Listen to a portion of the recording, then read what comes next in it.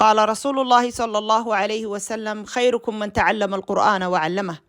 الهداية قرآن أونلاين ومركز أونلاين وأد ku baran kartid qur'aanka kariimka ah, sunnada nebiga sala allahu calayhi wasalam, maadadaha diiniga ah ee shareecada ku saabsan sida caqiidada, siiradda nebiga iyo fiqhiga calayhi salaatu wassalaam.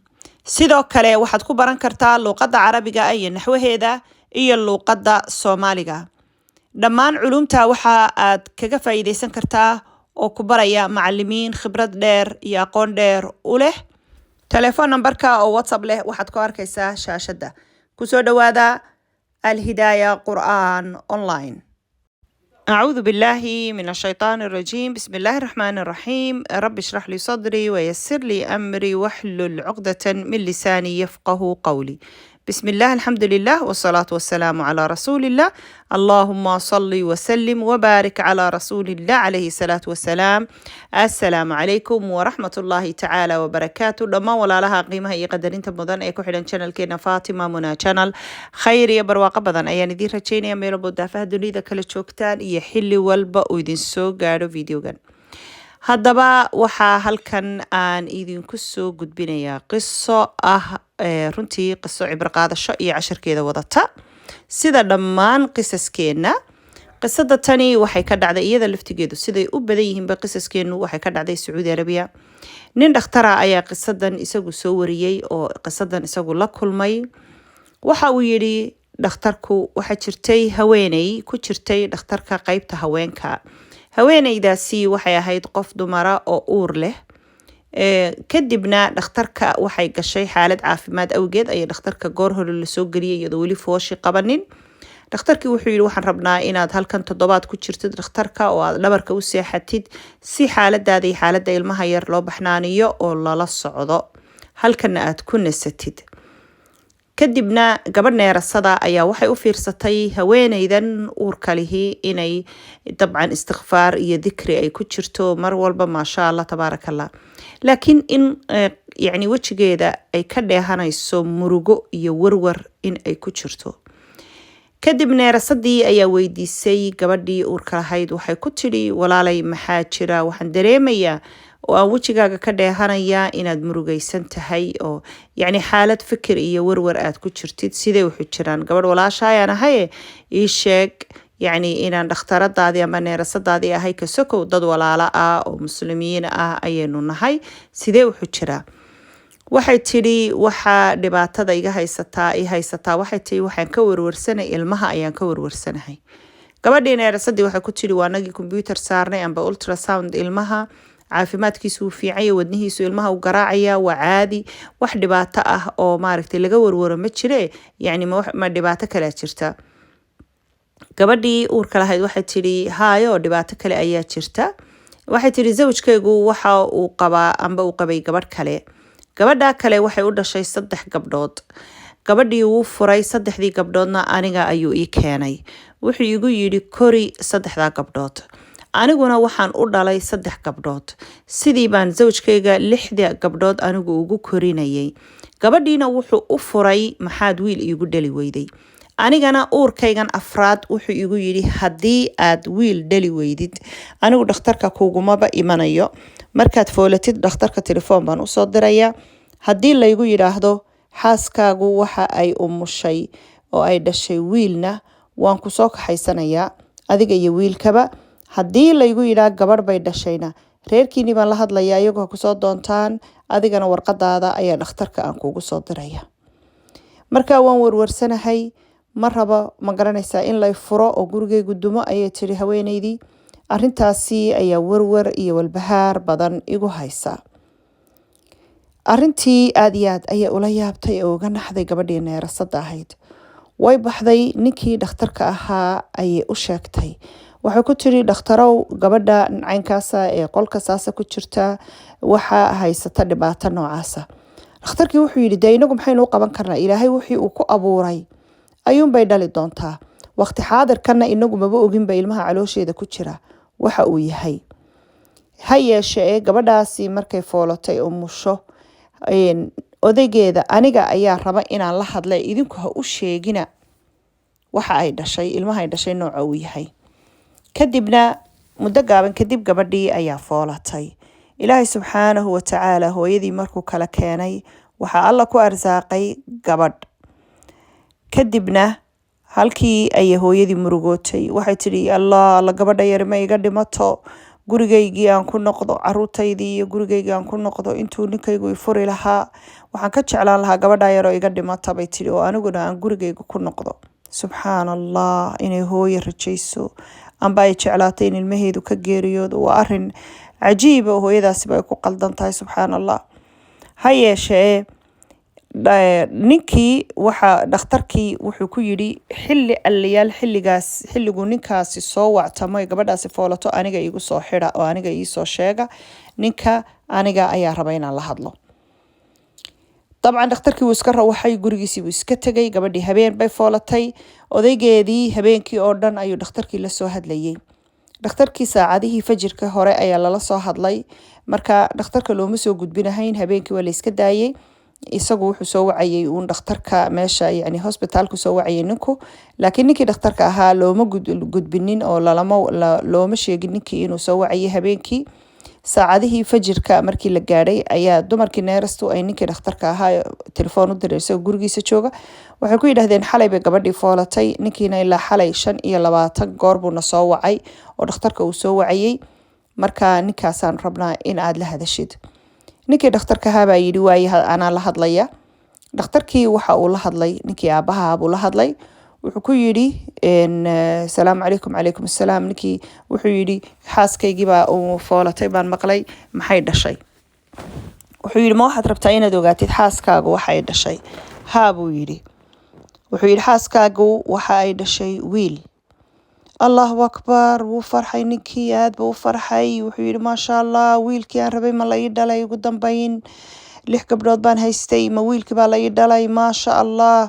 waxaan joogaa Dubay, hadda ayaan diyaarad soo goosanaya buu yidhi oo waan imanaya. wuxuu yidhi dhakhtarkii waa yahay, kaalay markaasaad xaaskaaga iyo ilmahaaga u aragtid. wuxuu yidhi dhakhtarku gabadhihii neeraska ninkaas markuu yimaado xaaskiisa u horgeynina, aniga ii horkeena. dhakhtarkii baa loo keenay. ninkii xafiiskii dhakhtarka ayaa loogu yeedhay.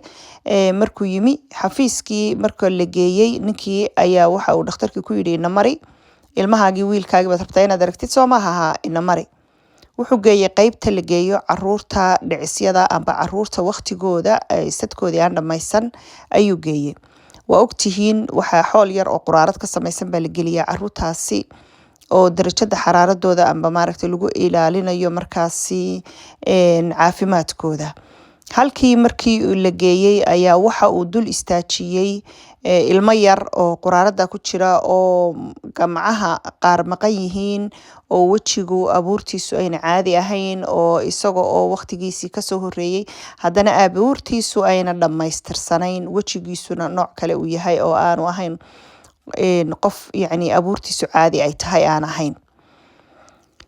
ilmihii yaraa markii la dul istaajiyey, ninkii wuxuu dhakhtarkii ku yidhi waa kan wiilkaagii, soo wiil maad rabin? wiilkaagii waa kan.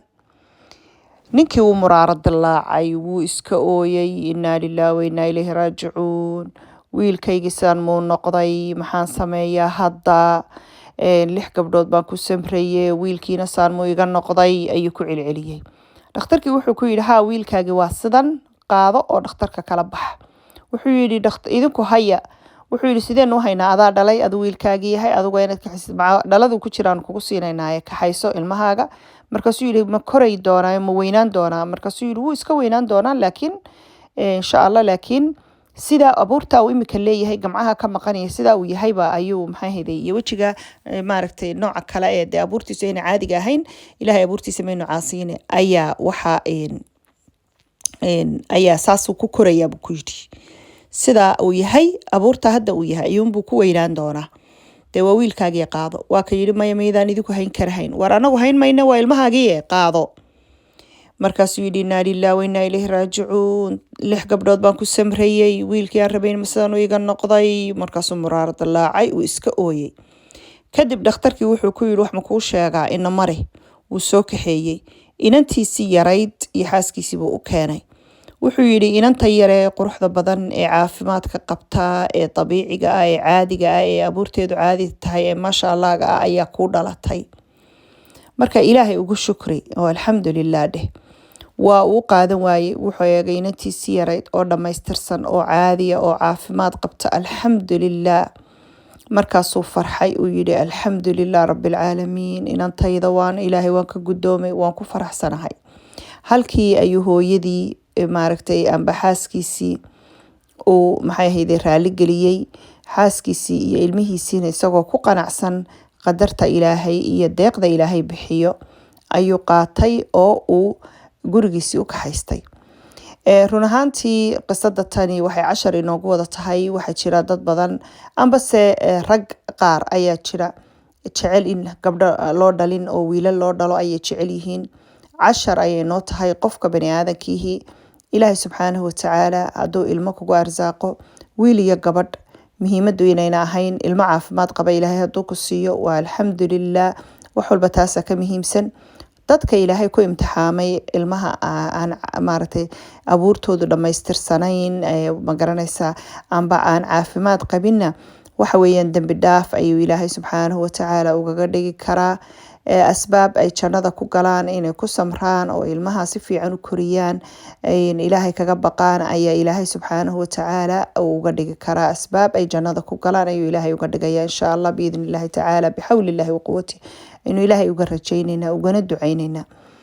haddaba casharka kan waxaynu kaga faa'iideynaa qisadan oo casharkeedii cibradeedu ay tahay qofku inuu ku qanco ilaahay wuxuu doonaba ha ahaadee waxa uu ilaahay ku arsaaqo, in uu awlaadu ayna wiil iyo gabadh muhiimku ahayn, in uu ilaahay deeqdiisa qof bani aadana oo nool oo ilaahay ku siiyey awlaad ah ilaahay inaad ugu mahadnaqdid.